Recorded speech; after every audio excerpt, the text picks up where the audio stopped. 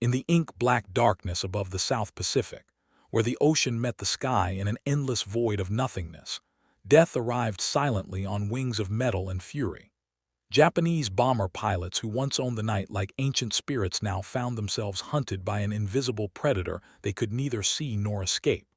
The laughter that had echoed through Imperial command posts, the mocking dismissal of American attempts to fight in darkness, died in throats choked with fear and disbelief.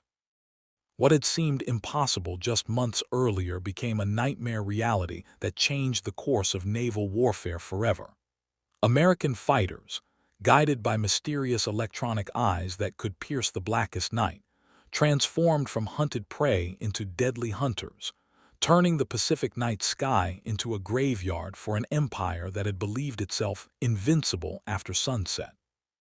This is the story of how technology, desperation, and courage converged to shatter Japanese confidence and revolutionize aerial combat in ways that military commanders on both sides never imagined possible.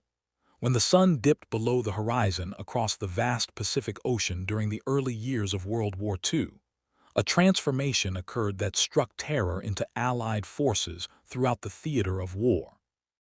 The Japanese military, which had spent years perfecting their doctrine and training their pilots in the art of nocturnal warfare, became virtually unstoppable once daylight faded into memory.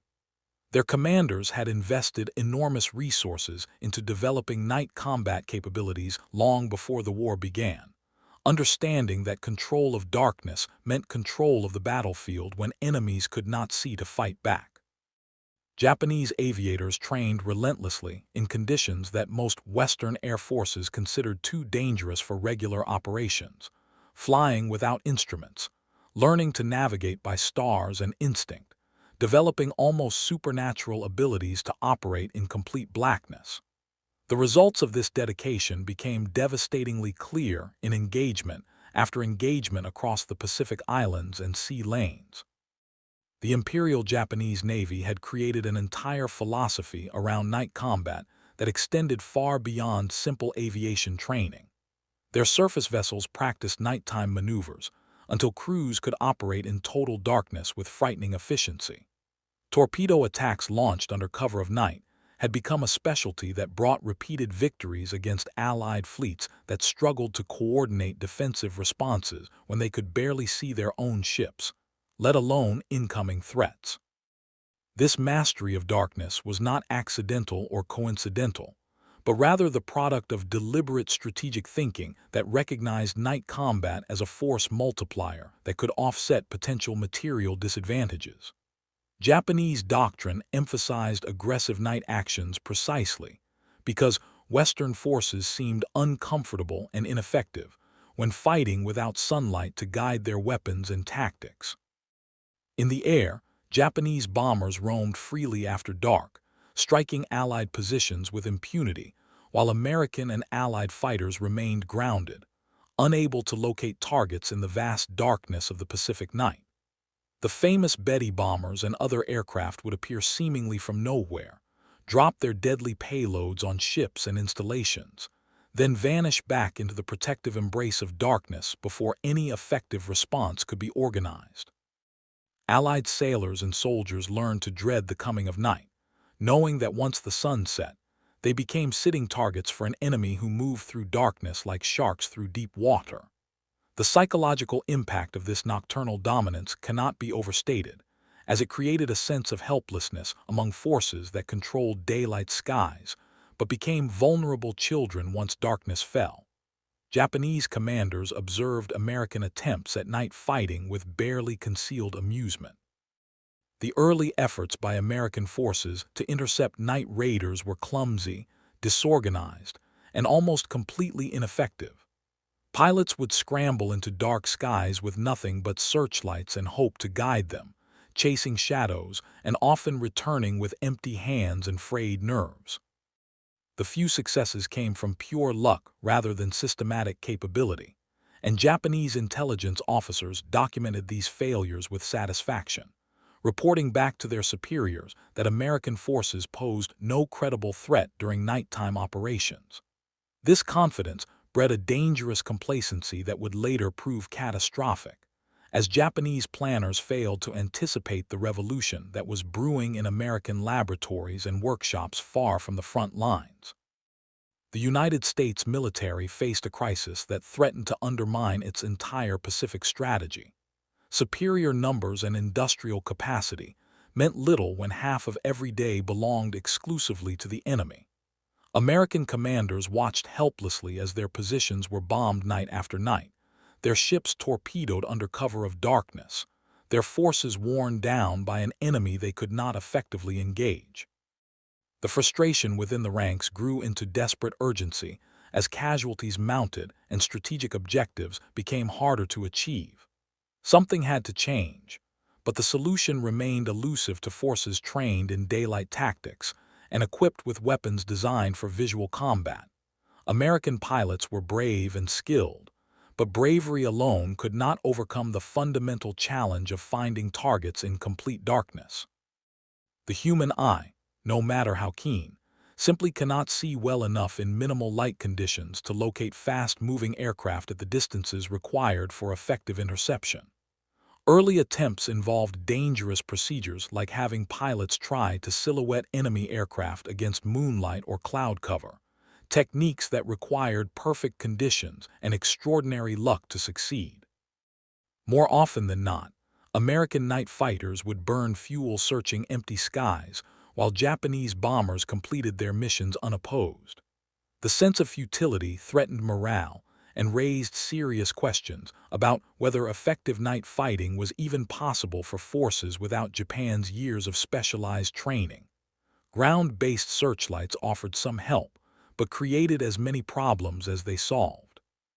The powerful beams could occasionally illuminate enemy aircraft, but they also betrayed the exact positions of Allied installations and ships, effectively painting targets for enemy bombardiers. The lights also blinded friendly pilots who flew too close to the beams, destroying their night vision and leaving them temporarily helpless in hostile skies. Anti-aircraft fire launched blindly into darkness sometimes hit targets but more often simply wasted ammunition and gave away defensive positions. The entire defensive system felt inadequate and primitive compared to the smooth efficiency with which Japanese forces operated after sunset. Something revolutionary was needed, not just incremental improvements to existing methods. The psychological toll extended beyond simple frustration into deeper fears about the sustainability of Pacific operations. If the Japanese could continue operating freely every night, they could whittle down American strength through attrition even while losing daylight battles. Naval commanders worried that their vessels would be worn down by endless night attacks that ships could not effectively defend against. Island garrisons faced constant bombardment that prevented rest and recovery between daytime operations. The strategic implications were profound, as control of the night meant the enemy could choose when and where to strike, while Allied forces could only react defensively. This imbalance had to be corrected, but the path forward remained unclear to commanders who understood the problem but lacked obvious solutions. Far from the combat zones, in research facilities and engineering workshops scattered across the United States, a technological revolution was quietly developing that would transform the nature of aerial warfare. Scientists and engineers who had never heard a shot fired in anger were creating weapons that would prove more decisive than any bomb or bullet. The development of airborne radar systems represented a fundamental breakthrough that promised to give human eyes the ability to see in total darkness, to detect enemy aircraft at ranges impossible for visual observation, to guide interceptors to their targets with precision that seemed almost magical to those who had struggled with night fighting using traditional methods. This technology did not emerge fully formed, but rather evolved through countless experiments, failures, and incremental improvements that gradually turned theoretical concepts into practical combat systems. The basic principle of radar had been understood for years, but miniaturizing the equipment enough to fit inside fighter aircraft while maintaining effectiveness posed enormous engineering challenges. Early radar sets were large, fragile, and required significant electrical power that strained aircraft systems. The antennas needed to be aerodynamic enough not to destroy aircraft performance, while remaining sensitive enough to detect targets at useful ranges. Cooling systems had to prevent the electronics from overheating during extended operations. Display systems had to present information in ways that pilots could interpret quickly while flying high-performance aircraft in combat conditions. Each problem required creative solutions, and the teams working on these systems faced skepticism from military officers who doubted that such complex equipment could function reliably in the harsh environment of combat aviation. The development program moved forward with remarkable urgency once military leaders understood the potential. Resources flowed into radar research as the magnitude of the night fighting problem became increasingly clear. Different companies and research groups pursued parallel approaches, creating a spirit of competition that accelerated innovation. Testing occurred both in controlled laboratory conditions and in actual flight trials that pushed the technology to its limits. Pilots selected for early radar training had to learn entirely new skills, interpreting the green phosphorescent displays that showed blips representing aircraft in the darkness around them. The learning curve was steep, and many initially doubted whether the systems would prove reliable enough for combat use. But gradually, through persistent effort and continuous refinement, the technology matured into something that could genuinely change the balance of power in the night skies. Security surrounding the radar program was intense, as American intelligence understood that the Japanese must not learn about this capability until it could be deployed in force. Compartmentalization kept information restricted to those with absolute need to know. Cover stories explained the unusual antenna installations on test aircraft as different types of equipment. Pilots and crew members trained with the systems received stern warnings about discussing their work with anyone outside their units. The goal was to achieve complete surprise when radar-equipped fighters finally entered combat, to shock the Japanese with a capability they had no reason to expect existed. This strategic deception would prove almost as important as the technology itself, as it allowed American forces to exploit their advantage before the enemy could develop effective countermeasures. The first radar-equipped American night fighters arrived in the Pacific Theater without fanfare or announcement. They came quietly, their special equipment hidden under covers and canvas, their crews under strict orders to maintain absolute secrecy about their capabilities. To outside observers, they appeared to be standard fighters with some unusual modifications, nothing that would suggest the revolutionary technology they carried. The units deploying these aircraft went through careful preparation, establishing operating procedures that would maximize the effectiveness of their new equipment, while minimizing the chances of premature discovery by Japanese intelligence. Everything depended on maintaining surprise until the moment of first combat contact. The aircraft chosen to carry airborne radar systems were carefully selected based on their performance characteristics and ability to accommodate the additional equipment. The Grumman F-6F Hellcat became a primary platform, its robust airframe and powerful engine providing the stability and power needed for effective radar operation. Modifications included installing radar antennas, typically in wing pods or nose mounts, along with display screens in the cockpit and the complex electronics required to make the system function. Some variants carried operators in addition to the pilot, creating two-person crews where the radar operator would guide the pilot toward targets detected on the scope. These teams had to develop close coordination and trust, as successful interceptions depended on seamless communication between the pilot flying the aircraft and the operator reading the radar returns. Training for radar-equipped night fighting represented a complete departure from traditional fighter tactics. Pilots had to learn to trust their instruments completely, flying on readings rather than visual references in conditions of total darkness. They practiced interceptions against friendly aircraft playing the role of enemy bombers, learning to interpret the radar operators' guidance and position themselves for attacks they could not see until the final moments. The approach required patience and precision, as rushing could cause pilots to lose contact with targets or misidentify friendly aircraft as enemies. New procedures covered everything from takeoff in darkness to landing after extended patrols, from coordinating with ground controllers to managing fuel consumption during long searches. Every detail mattered, because mistakes in night combat could prove instantly fatal. The waiting period before first combat use tested everyone's patience. Crews were ready and eager to prove their systems in actual battle, but commanders wanted conditions to be perfect for the initial engagement. They needed a situation where radar-equipped fighters could demonstrate their capabilities decisively, creating maximum shock and confusion among Japanese forces. Intelligence officers monitored enemy air activity carefully, looking for the right moment to unveil America's secret weapon. Meanwhile, Japanese bombers continued their nocturnal raids with the same confidence they had displayed for years, completely unaware that the rules of night combat were about to change forever. The stage was set for a confrontation that would shatter Japanese assumptions about their invulnerability after dark.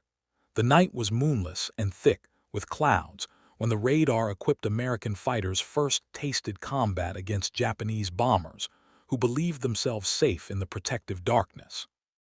Japanese aircrews launched their mission with the same casual confidence they had displayed in hundreds of previous night raids, expecting no opposition beyond ineffective anti-aircraft fire and the occasional blundering night fighter that posed no real threat. Their formations flew steady courses toward their targets, maintaining radio discipline and following procedures perfected through long practice. The bomber crews chatted casually over their intercoms, discussing the mission ahead and anticipating an uneventful strike against helpless targets below. None of them imagined that American fighters were already climbing toward them, guided by electronic eyes that tracked every movement through the darkness. In the American fighters, radar operators watched their scopes intently as green blips appeared at the edge of detection range. The initial contact brought a surge of excitement tempered by professional focus, as crews began the interception procedures they had practiced so many times in training. Ground controllers received position reports and provided vectors to optimize the approach, while pilots adjusted their throttles and climbed to intercept altitude. The radar operators called out ranges and bearings in calm voices, guiding their pilots through the invisible geometry of the interception. Everything was happening exactly as the training had promised, but this time real enemies filled the scopes instead of friendly aircraft playing roles. The moment of truth approached as the range decreased, and the American fighters closed on targets that still had no idea they were being hunted. The first Japanese bomber to die never knew what killed it. The American fighter approached from below and behind, guided to perfect firing position by radar while remaining completely invisible in the darkness. The Japanese crew had no warning, no defensive maneuver, no chance to escape or fight back. The American pilot waited until he achieved visual contact at close range, confirming his target was indeed an enemy aircraft, then opened fire with his heavy machine guns. Tracers laced through the night as bullets tore into the bomber's fuselage and wings.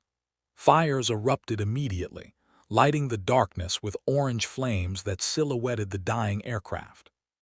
The bomber staggered, began to fall, and plunged toward the ocean far below, carrying its crew to their deaths in complete shock and confusion. The kill was clean, professional, and utterly devastating to Japanese assumptions about night combat. More interceptions followed in rapid succession as other radar-equipped fighters found their targets. Japanese bomber formations that had flown in relaxed cruising patterns suddenly found themselves under attack from an enemy they could not see or predict. Pilots threw their aircraft into desperate evasive maneuvers, but the American fighters followed easily, guided by radar that tracked every turn and dive. The night sky erupted in violence as tracer fire and burning aircraft illuminated the darkness that had once protected Japanese raiders. Radio discipline among the bomber crews collapsed as panicked voices filled the frequencies, reporting attacks by invisible enemies and calling for help that could not arrive. Some bombers broke formation and fled at maximum speed, abandoning their missions in pure survival instinct. Others attempted to fight back, but their defensive guns fired blindly into darkness, while American fighters positioned themselves with precision for killing shots. The psychological impact on surviving Japanese air crews was immediate and profound. Men who had considered themselves masters of night combat found themselves transformed into helpless targets, hunted by enemies who could apparently see perfectly in total darkness. The survivors who made it back to their bases brought stories of attacks that seemed impossible, of American fighters appearing from nowhere with uncanny accuracy, of entire formations being decimated without ever seeing their attackers clearly. Japanese intelligence officers listened to these reports with growing alarm, recognizing that something fundamental had changed in the night fighting equation. The easy superiority that Japanese forces had enjoyed for so long had evaporated in a single night of combat, replaced by a new reality where American fighters could kill at will in conditions that had once guaranteed Japanese immunity from effective opposition. The laughter died in Japanese command posts as the reality of American radar-equipped night fighters became undeniable. Officers who had mocked early American efforts at night interception now faced reports that painted a nightmare picture of technological superiority they could not match. The initial response was disbelief, as commanders questioned whether the reports were exaggerated or the result of unusual circumstances. But as more missions returned with heavy losses or failed to return at all, as more crews reported being attacked by invisible enemies who found them regardless of weather or darkness, the truth became impossible to ignore. The Americans had achieved a breakthrough that negated years of Japanese training and doctrine, creating a capability that threatened to drive Japanese aircraft from the night skies entirely. Japanese technical officers scrambled to understand how American fighters were achieving such consistent success in night interceptions. Some theorized advanced infrared detection systems, while others suggested impossible improvements in human night vision through drugs or special training. The concept of compact airborne radar seemed too advanced to be credible to officers who understood the size and complexity of ground-based radar installations. Japanese radar technology had not progressed to the point where airborne systems seemed practical, so many commanders simply refused to believe the Americans had solved problems that Japanese engineers considered insurmountable. This technological blindness delayed effective responses, as resources went into defending against imagined capabilities rather than the actual radar systems guiding American fighters. The impact on Japanese air operations was immediate and severe.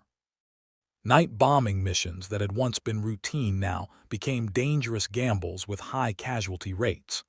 Commanders had to weigh the value of targets against the near certainty of losing aircraft and experienced crews.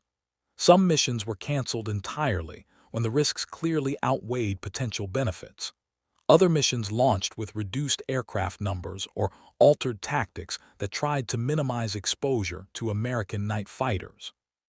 Japanese pilots who had once volunteered eagerly for night missions now approached such assignments with dread, knowing they might be flying into darkness filled with invisible predators.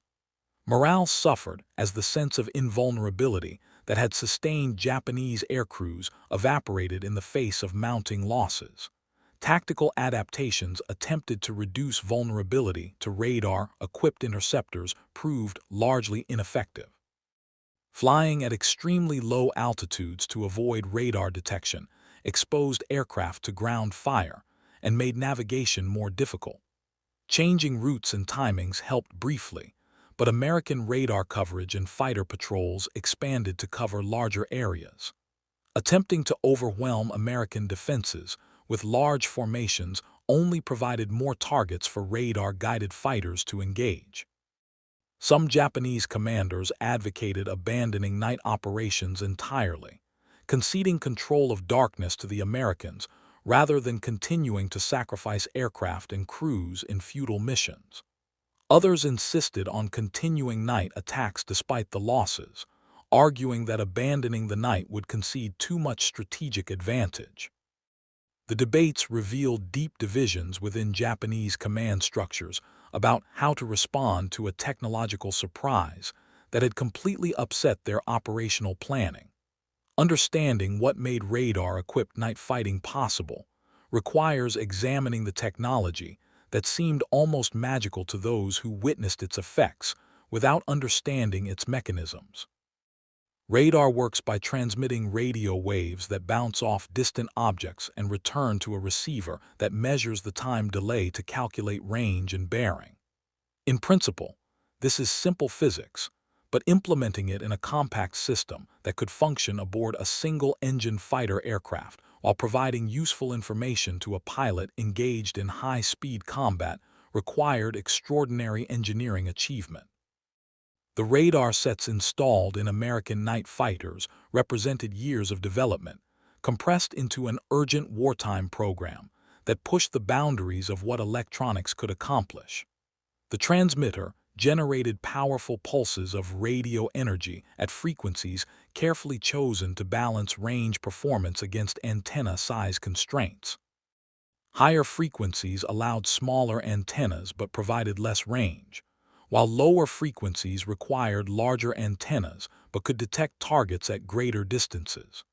The engineering compromise selected frequencies in the microwave range that provided acceptable performance within the space and weight limitations of fighter aircraft. The antenna itself typically mounted in wing pods or nose installations designed to scan ahead of the aircraft, sweeping back and forth to cover the volume of sky where targets might appear. The mechanical scanning systems had to operate reliably despite vibration, temperature extremes, and the violent maneuvers of combat flying. The receiver portion of the radar system amplified the faint return signals and presented them on a cathode ray tube display that pilots or radar operators could interpret. The circular display showed range as distance from the center and bearing as angular position around the screen, creating a god's eye view of the airspace around the fighter. Skilled operators learned to distinguish genuine aircraft returns from ground clutter, weather effects, and electronic noise that could create false indications. The displays were deliberately dimmed to preserve the operator's night vision for the final visual identification phase of interception. Modern pilots accustomed to computer-processed radar displays might find these early systems primitive, but for their time, they represented cutting-edge technology that provided capabilities previously available only in science fiction. Operating the radar effectively required constant practice and deep understanding of both the equipment and the tactics it enabled. Operators learned to recognize the characteristic signatures of different aircraft types based on the strength and behavior of radar returns. They understood how weather affected performance and adjusted their techniques accordingly. They coordinated seamlessly with pilots, providing continuous guidance that positioned the fighter for optimal attack geometry. The human element remained crucial despite the advanced technology, as the radar provided information, but skilled operators and pilots transformed that information into successful interceptions. The combination of technology and human expertise created a weapons system far more effective than either component alone could achieve. The stunning success of initial radar-equipped night fighter operations drove rapid expansion of the program across the Pacific theater. Commanders who had been skeptical about radar's combat utility now demanded more aircraft and crews as quickly as the supply system could provide them. Production of radar sets increased dramatically as manufacturers tooled up for mass production of equipment that had previously been built in small experimental batches. Training programs expanded to process the flood of pilots and radar operators needed to crew the growing night fighter force. The entire effort shifted from experimental program to operational priority, as the strategic value of controlling the night skies became undeniable to everyone from frontline commanders to Pentagon planners. New units formed specifically for night fighting missions, drawing experienced pilots from day fighter squadrons and pairing them with radar operators selected for their technical aptitude and ability to remain calm under pressure. The training was intensive and comprehensive, covering not just radar operation, but all aspects of night combat from instrument flying to emergency procedures when operating over water in total darkness. Simulators allowed crews to practice interceptions without burning fuel or risking aircraft, though nothing could fully replicate the stress and complexity of actual combat. The washout rate was significant, as not every pilot could adapt to the demands of night fighting or master the trust in instruments required for successful operations. Those who completed training joined elite units that rapidly built reputations as the hunters of the Pacific night. The technology itself continued to evolve based on combat experience and feedback from operational units. Engineers refined the radar displays to reduce clutter and improve target detection in difficult conditions. Improved antennas provided better range and resolution. More reliable components reduced maintenance requirements and improved mission availability rates. Each incremental improvement made the systems more effective and easier to operate, expanding the performance envelope and allowing interceptions in conditions that would have defeated earlier equipment versions. The cycle of combat experience feeding back into development created rapid technological advancement that kept American night fighters ahead of any Japanese attempts to develop countermeasures. Coordination between night fighters and other defensive assets improved as commanders learned to integrate radar-equipped aircraft into comprehensive air defense networks. Ground-based radar stations provided early warning of incoming raids and vectored night fighters toward general target areas where airborne radar could take over for final interception. Searchlight units learned to avoid interfering with radar-guided fighters, dimming their lights when night fighters were engaging targets. Anti-aircraft artillery coordinated fire to avoid hitting friendly fighters operating in the same airspace. The entire defensive system became more sophisticated and effective as all elements learned to work together, creating layered defenses that made Japanese night raids increasingly costly and ineffective.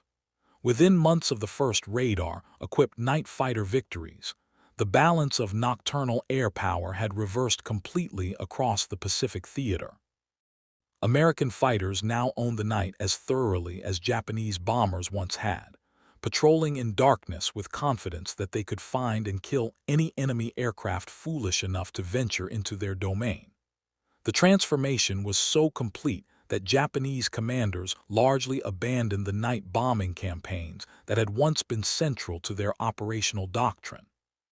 The sky after sunset became an American hunting ground where Japanese aircraft ventured at their extreme peril, and the psychological roles reversed with American forces, now confident, while Japanese crews approached night missions with dread. Japanese casualties during night operations climbed to unsustainable levels as more American night fighters entered service and pilot proficiency increased with experience. Veteran Japanese bomber crews, men who had survived hundreds of missions during the early war period when they controlled the night, died in flames as radar-guided American fighters found them in darkness that no longer offered protection. The loss of these experienced aviators hurt Japanese capabilities far beyond the simple numbers, as replacing veteran crews with novices degraded operational effectiveness across the board. Training programs could not produce new crews fast enough to offset losses, creating a death spiral where declining skill levels made survivors even more vulnerable to American night fighters that grew steadily more capable. The strategic implications extended far beyond simple air superiority during nighttime hours.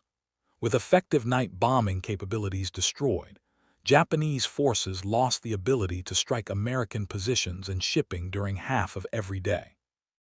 Supply convoys could move at night with relative safety from air attack, dramatically improving logistics for American island-hopping campaigns. Naval task forces could transit dangerous waters under cover of darkness without the constant fear of torpedo bomber attacks. Construction on captured islands could continue around the clock without night bombing interruptions. The cumulative effect was to accelerate the American advance across the Pacific while constraining Japanese defensive options and wearing down their ability to sustain prolonged resistance. Japanese attempts to develop their own airborne radar systems came too late and progressed too slowly to affect the outcome. Technical challenges that American engineers had solved through massive resource investment and urgent priority proved insurmountable for Japanese industry, already straining under the pressures of total war. Prototypes showed promise, but never reached production in meaningful numbers. Even when Japanese radar sets became available, the lack of trained operators and integrated tactical doctrine meant they could not replicate the effectiveness that American forces achieved. The technological gap, once opened, continued to widen as American advances outpaced Japanese attempts to catch up. By the time Japan might have fielded effective radar-equipped night fighters, the war was moving toward its conclusion through mechanisms that Japanese technology could not prevent. The success of radar-equipped night fighters influenced far more than just nocturnal air combat, rippling through the entire structure of Pacific warfare in ways that commanders on both sides had to acknowledge and adapt to. The confidence that American forces gained from controlling the night affected morale and operational planning across all service branches. Naval commanders planned operations with the knowledge that their task forces enjoyed protection from air attack during darkness, fundamentally changing the risk calculations for major fleet movements. Ground commanders on island garrisons slept more soundly knowing that Japanese night bombing raids were no longer a constant threat. The psychological impact of this technological superiority extended throughout American forces in the Pacific, contributing to a growing sense that ultimate victory was inevitable. The development of airborne radar represented more than just a tactical innovation, but rather a preview of the technology-driven warfare that would dominate military thinking for the remainder of the 20th century and beyond. The lesson that electronic sensors could extend human perception beyond natural limits, that technology could create decisive advantages over enemies relying on traditional methods, shaped strategic planning and procurement priorities for generations. Investment in radar technology expanded dramatically, with research programs exploring applications from early warning systems to precision bombing aids. The organizational structures created to develop and deploy radar-equipped night fighters became templates for future programs, integrating complex technology into combat operations.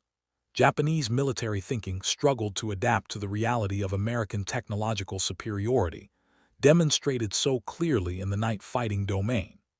Some officers recognized that Japan could not compete in a technological arms race against American industrial capacity and scientific infrastructure.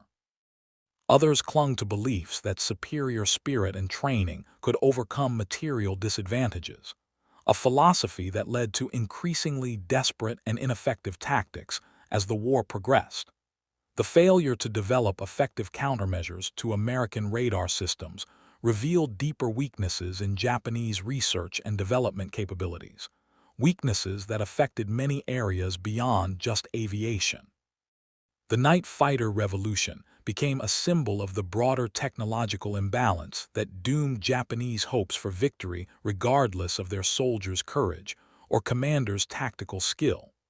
The intelligence war around radar technology became a fascinating subplot to the larger conflict.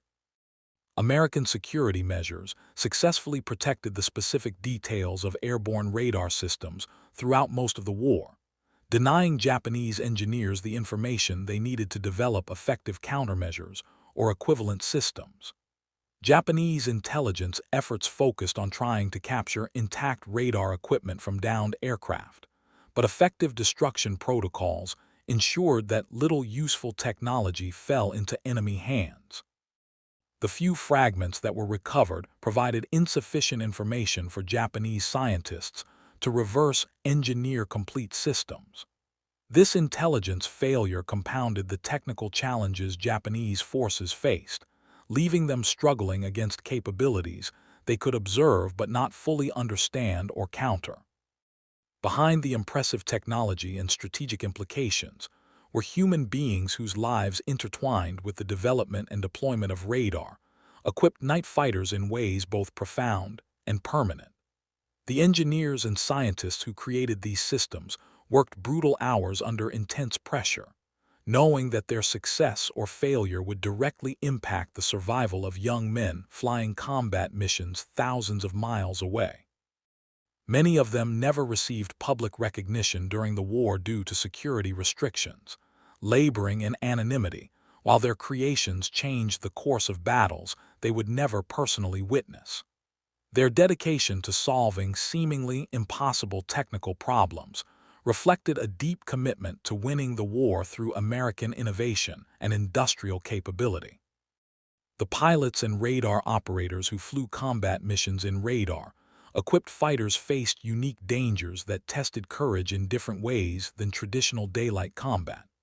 Taking off into complete darkness, flying for hours over water with no visual references, trusting electronic equipment and instruments to guide them safely through a hostile sky filled with enemies, and weather hazards required a special kind of nerve. The crews developed intense bonds forged through shared danger and mutual dependence, particularly the pilot and radar operator teams, where success demanded perfect coordination and absolute trust. Many of these partnerships lasted throughout the war and beyond, with veterans maintaining friendships built during long nights hunting over the Pacific. Japanese aircrews who survived encounters with radar-equipped American fighters carried psychological scars from the experience of being hunted by invisible enemies. The transition from confident aggressor to helpless prey happened so rapidly that many struggled to process the reversal. Some developed fatalistic attitudes, accepting that night missions meant probable death, but flying anyway out of duty or resignation. Others refused to fly at night regardless of orders, preferring courts-martial to what they perceived as suicide missions. The veteran crews who had once taken pride in their night-fighting mastery found their expertise suddenly worthless against an enemy using technology that negated all their training and experience. The mental trauma of this transition affected Japanese air power in ways that extended beyond simple casualty statistics. The ground crews maintaining radar-equipped fighters faced their own challenges, keeping complex electronic systems operational in harsh tropical conditions. Humidity, salt air, vibration, and the general abuse of combat flying created constant maintenance demands that required dedication and ingenuity. Radar technicians became critical specialists whose expertise could mean the difference between mission success and failure. They worked through nights preparing aircraft for combat patrols, troubleshooting mysterious electronic gremlins, replacing components damaged by the stresses of combat flying. Their contributions rarely received recognition compared to the pilots who flew the missions, but the entire night fighter program depended on their skill and commitment to keeping the advanced technology functioning reliably despite adverse conditions. The story of radar-equipped night fighters in the Pacific Theater taught lessons that military forces studied and applied for decades after World War II ended. The most obvious lesson concerned the decisive impact that technological superiority could provide when integrated effectively with sound tactics and well-trained personnel. The radar systems themselves were impressive achievements, but their effectiveness multiplied through comprehensive training programs, tactical innovation, and operational integration with broader defensive networks. This holistic approach to military technology became a model for future programs from jet fighters to precision-guided munitions to modern networked warfare systems. The importance of maintaining technological surprise emerged as another crucial lesson from the night fighter program. The security surrounding radar development and the careful management of its initial combat employment ensured maximum shock and confusion when American fighters first demonstrated their capabilities. Japanese forces had no time to develop effective countermeasures or tactical adaptations before radar-equipped fighters achieved dominance over the night skies. This advantage of surprise provided benefits that extended far beyond the immediate tactical victories, affecting Japanese morale and strategic planning in ways that persisted even after they understood what technology they faced. Future military programs learned to value operational security as highly as technical performance. The rapid development cycle that took radar from experimental prototype to widespread operational deployment demonstrated what focused national effort could achieve under wartime pressure. The compressed timeline that would have been impossible in peacetime saw technology advance through multiple generations in months rather than years. This acceleration came at enormous cost in resources and manpower, but it proved that technical challenges could be overcome when national survival depended on success. The organizational models and development processes created during the radar program influenced Cold War military research and development, establishing patterns that shaped how advanced technology reached operational forces for generations. Perhaps the deepest lesson concerned the danger of complacency based on current superiority. Japanese forces dominated night combat so thoroughly in the early war that their commanders failed to anticipate that this advantage could be negated by enemy innovation. The laughter with which Japanese officers initially greeted American night fighting attempts reflected a dangerous arrogance that assumed permanent superiority in an area where they currently excelled. This complacency delayed recognition of the radar threat and prevented effective responses until too late. Military forces worldwide studied this failure as a cautionary tale about the need for constant innovation and the danger of assuming that current advantages would persist indefinitely against creative and determined opponents. The radar-equipped night fighters of World War II represent a direct ancestral line to modern air combat systems that would seem like science fiction to those early pilots and operators. Every fighter aircraft flying today carries radar systems descended from those primitive early sets, though modern equipment is exponentially more capable in every dimension from range to resolution to reliability. The basic concept of using electronic sensors to extend human perception beyond natural limits has expanded into entire families of technology, from infrared imaging to synthetic aperture radar to sophisticated electronic warfare systems. The night fighter revolution began a transformation of aerial combat that continues to this day, as sensor technology advances faster than human ability to directly process the information those sensors provide. Modern fighter pilots operate in environments where radar is just one component of integrated sensor suites that provide unprecedented situational awareness. They see representations of the battlespace on multifunction displays that compress information from radar, infrared sensors, data links connecting multiple aircraft, and intelligence feeds into coherent pictures of threats and opportunities. The pilot workload challenges that early radar operators faced have multiplied enormously even as automation helps manage the flood of information.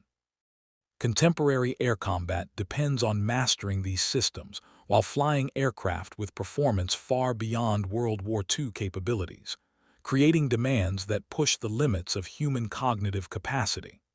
The evolution from those first radar-equipped Hellcats to modern fighters like the F-35 illustrates how completely technology has transformed aerial warfare. The organizational lessons from the night fighter program influenced how military forces develop and integrate new technology throughout the modern era.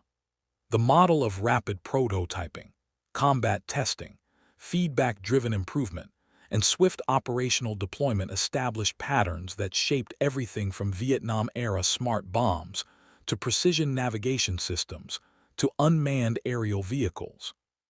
Military research organizations understood that technology alone was insufficient without comprehensive training programs, tactical doctrine development, and maintenance infrastructure to sustain operations.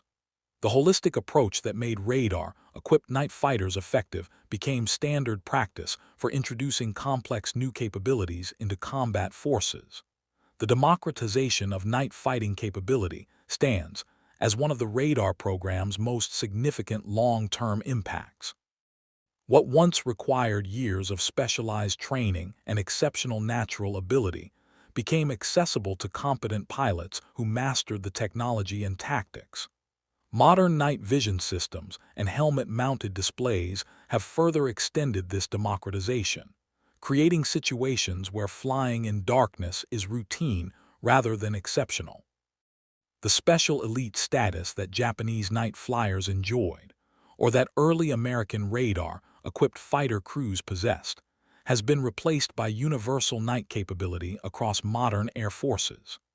This leveling effect reflects a broader pattern where technology reduces the importance of exceptional individual ability in favor of system-level capabilities that large numbers of personnel can employ effectively.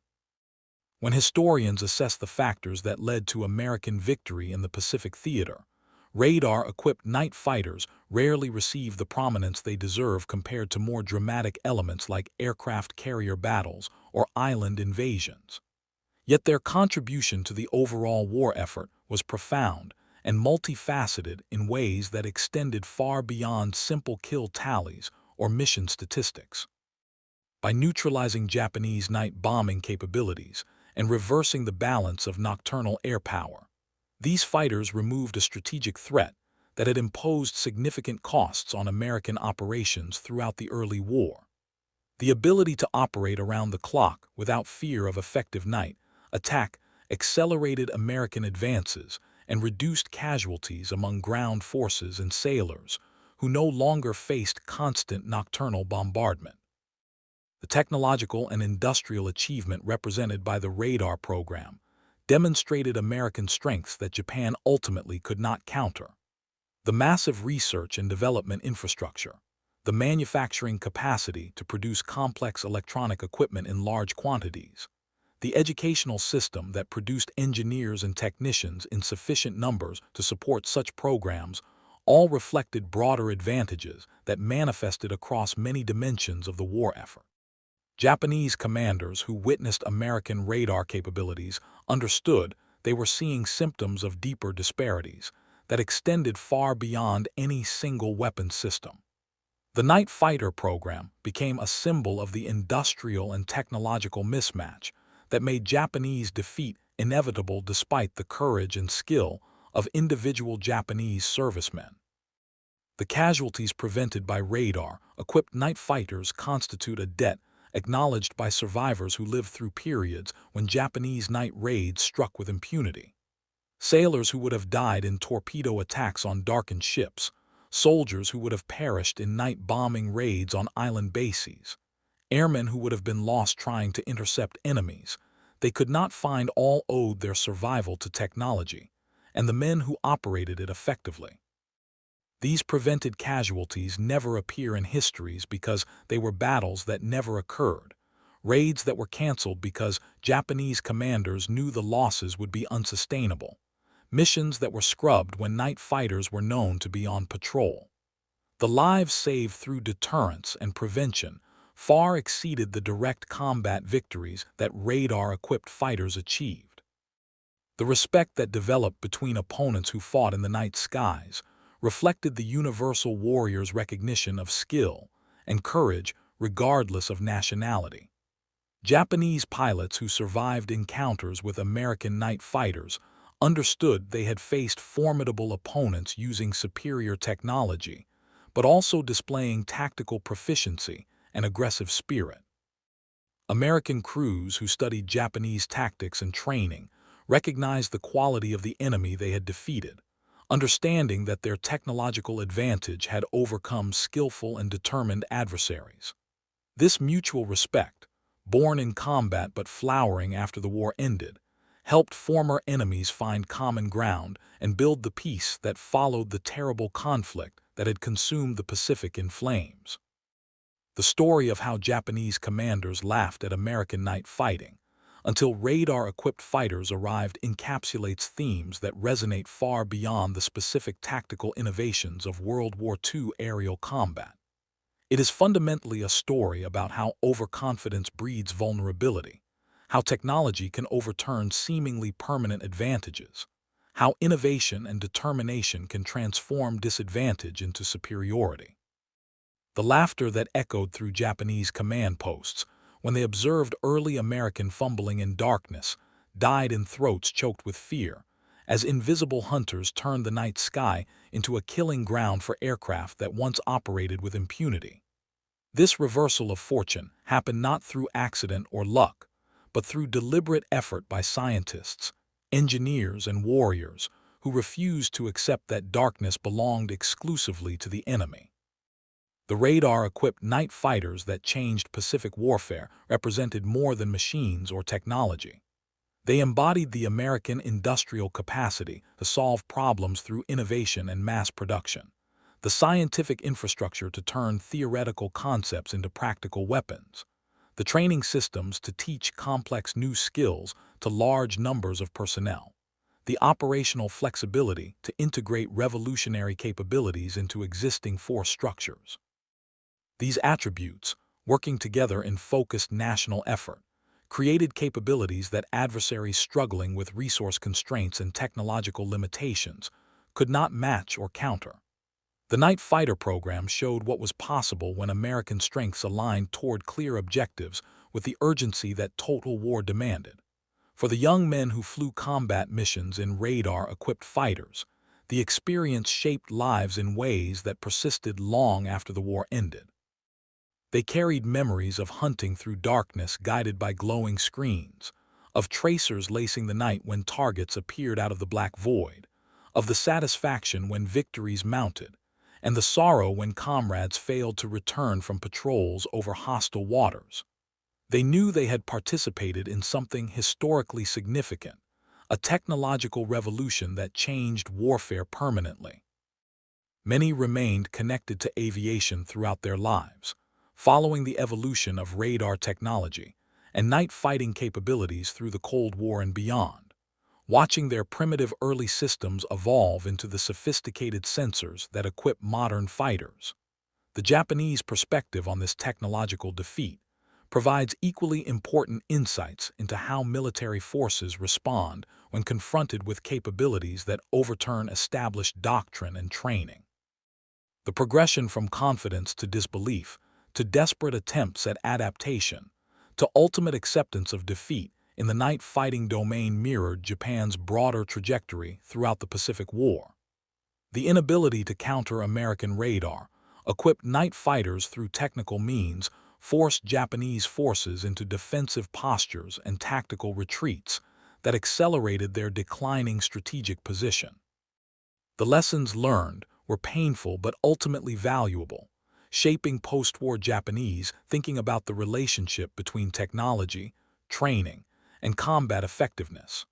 The transformation of night combat from a Japanese strength to an American advantage stands as one of World War II's most dramatic examples of how warfare evolves through technological innovation. The young pilots and sailors who endured Japanese night bombing during the dark early years of the war, who cowered under attacks they could not prevent or effectively counter, lived to see complete reversal as American capabilities matured. The pride they felt when radar-equipped fighters began achieving consistent victories reflected more than simple celebration of combat success. It represented validation that American methods, American technology, and American determination could overcome enemies who had seemed invincible in specific combat domains. This psychological dimension of the night fighter revolution contributed to broader morale and confidence that carried through to ultimate victory. The story that began with laughter and contempt ended with respect and recognition that technology had fundamentally altered the balance of power in ways that courage and training alone could not overcome. Japanese commanders who had mocked American night fighting attempts faced the bitter reality that their laughter had been premature and their confidence misplaced. American forces who had struggled in frustrating futility during the dark early months experienced vindication, as radar-equipped fighters achieved the dominance that had seemed impossible. Both sides learned lessons that echoed through military thinking for generations afterward, lessons about the nature of technological warfare, the danger of complacency, the value of innovation, and the eternal competition between capability and countermeasure that drives military evolution.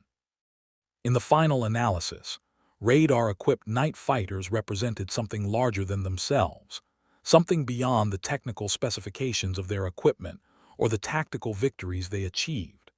They symbolized the American capacity to respond to strategic challenges with innovative solutions, to transform scientific knowledge into combat capability, to outthink and outbuild adversaries through superior industrial and intellectual resources. They demonstrated that wars are won not just through bravery and sacrifice, though those remain essential, but through the ability to adapt, innovate, and deploy new capabilities faster than enemies can counter them. This lesson, learned in the night skies above the Pacific where young men hunted and died guided by glowing radar screens, remains relevant wherever technology and human conflict intersect. The laughter of Japanese commanders faded into history, replaced by the enduring legacy of a technological revolution that changed warfare forever, and demonstrated the decisive impact that innovation could achieve when developed with urgency and deployed with skill against opponents who failed to anticipate how completely the rules of combat could change.